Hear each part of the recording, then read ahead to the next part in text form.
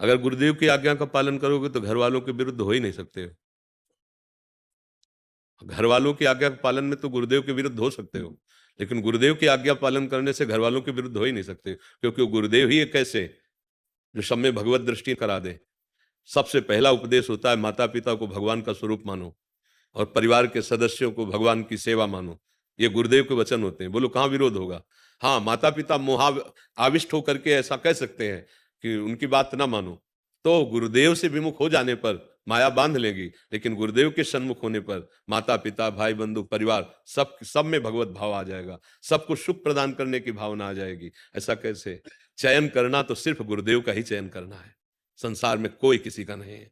और उनकी जब हम बात चयन करते हैं तो वो यही सिखाते हैं कि माता में, पिता में, पत्नी में, पुत्र में, परिवार में, सब में भगवान का दर्शन करो और अपने कर्तव्य का पालन करो। वो तुम्हारे लिए क्या कर रहे हैं तुम्हें नहीं सोचना, तुम्हें उनके लिए क्या करना है ये सोचना है। तो मुझे तो यही समझ में आता है कि अगर एक मूल को पकड़ ले तो पत्ता और डाली और फूल सब सब सही हो जाएंगे। मूल है भगवान, मूल है गुरुदेव, यदि उनको हमने पकड़ लिया तो सारी बात मंगल। आज तक किसी गुरुदेव के ऐसे वचन निकले हैं क्या जिससे समाज का अहित हो, जिससे जीव का अमंगल हो?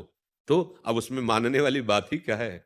गुरुदेव के वचन मानने से सबका मंगल होगा, माता का, पिता का, परिवार का, रिश्ते नाते का, सबका मंगल होगा।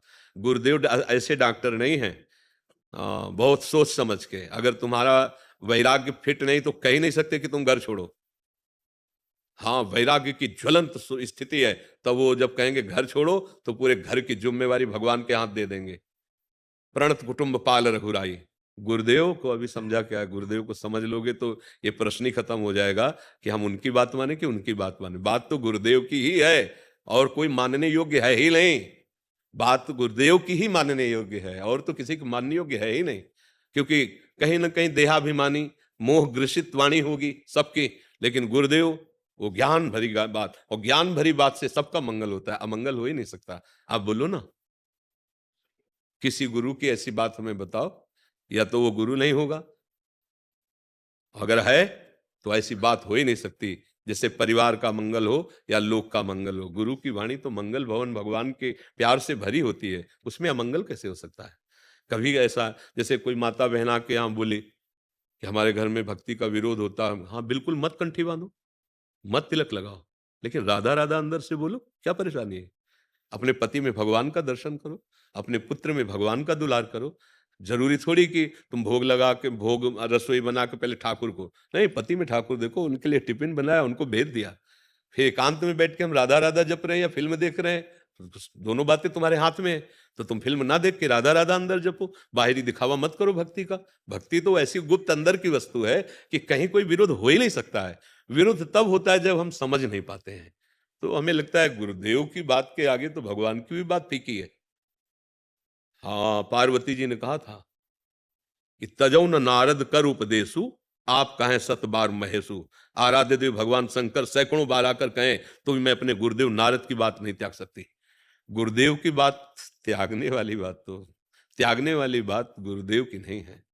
और वो गुरुदेव ही नहीं है जो त्यागने वाली बात, गुरुदेव तो सर्वांतर्यामी है, उनका विधान सबका मंगल करने वाला है, अमंगल हो ही नहीं सकता, तो त्यागने का तो प्रश्न ही नहीं उठता है।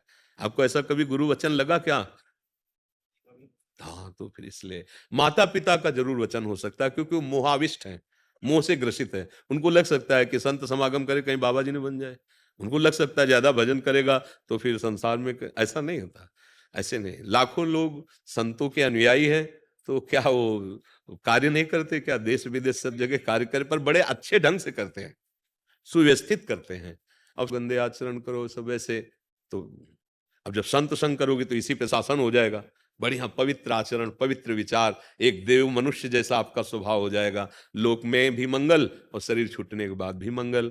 तो हमें तो लगता है गुरुदेव से तो अहित हो ही नहीं सकता है, अमंगल हो ही नहीं सकता है।